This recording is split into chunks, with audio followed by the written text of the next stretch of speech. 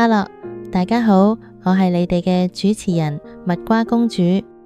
今日啦，要嚟同大家介紹一本超級經典嘅書，佢嘅名就叫做《秘密 The Secret》。好，而家我哋就嚟好好傾下佢嘅內容啦。第一章，普蘭特斯馬福德 Prentice Mulford， 呢位係1834年至1891年嘅新時代思想家，話呢個秘密啦就要揭露啦。咁呢個秘密到底係乜嘢呢？鮑伯普克特 Bob Proctor， 你而家心裏面可能喺度諗，呢個秘密到底係乜嘢東東？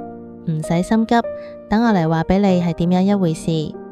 其實啊，我哋每個人都受到一股無限嘅力量喺運作，亦都被同一套法則引導住。宇宙嘅自然法則有幾精準？精準到我哋可以毫無困難咁做出太空船，將人送上月球，而且登陸時間1分1秒都唔會錯。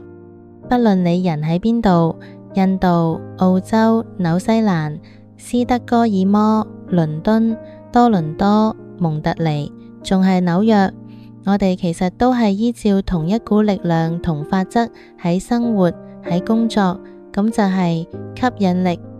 冇錯，呢個秘密就係吸引力法則。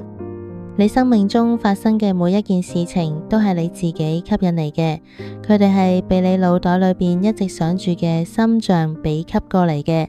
換句說話講，佢哋就係你所諗嘅。你心裏邊想乜嘢，你就會將佢哋吸引到你身邊嚟。你每一個諗法都係真實存在嘅嘢，佢係一種力量。跟住話，喺呢一個世上出現過嘅偉大導師們都教導我哋，宇宙中最有力量嘅法則就係吸引力法則。好似莎士比亞、白朗寧、布雷克呢啲詩人，佢哋將呢啲秘密寫喺詩裏面。好似貝多芬呢種音樂家，透過音樂表達；達文西呢啲藝術家畫喺圖畫裏面，仲有蘇格拉底、柏拉圖、愛默生、牛頓、歌德呢啲偉大嘅思想家，都喺佢哋嘅學說同著作裏面分享咗呢一個秘密。佢哋嘅傳奇故事能流傳百年，唔係冇原因嘅。好似係印度教、佛教、基督教、伊斯蘭教呢啲宗教，甚至古代嘅巴比倫同埋埃及文明，都用文字同故事嚟傳達呢個秘密。佢被記錄落嚟，流傳咗好幾個世代。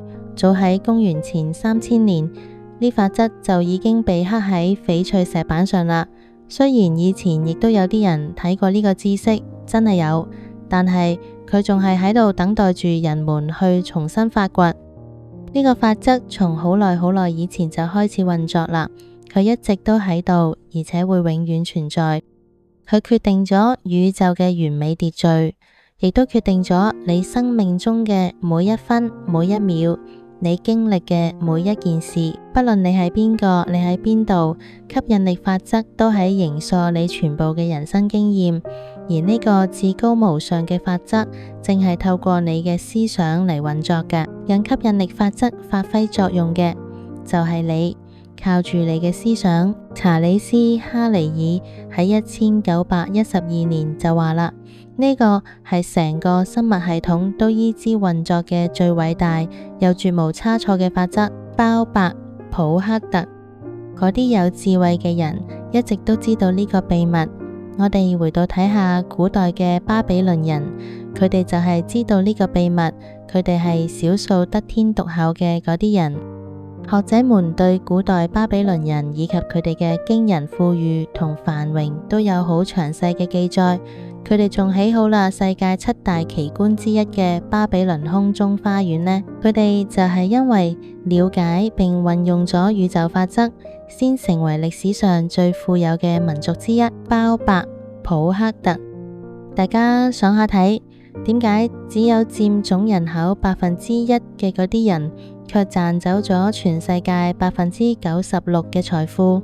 你覺得呢個係意外咩？當然唔係啊，呢個係有原因㗎。因為佢哋了解某啲事情，佢哋明白呢個秘密，而家我哋就要帶住大家一齊嚟認識佢。所有喺生活中吸引到財富嘅人，其實都喺度使用呢一個秘密，不論佢哋自己知唔知道，佢哋係用富裕同豐饒嘅諗法嚟思考，絕唔俾同呢一個諗法衝突嘅念頭喺心裏面生根。佢哋腦袋裏面想嘅主要就係財富，佢哋只係知道財富，冇其他嘢。不論佢哋有冇意識到，帶俾佢哋財富嘅，淨係呢啲一直佔據住佢哋心思嘅諗法。呢個就係吸引力法則實際運作嘅情形。我嚟舉一個秘密跟吸引力法則運作嘅完美例子。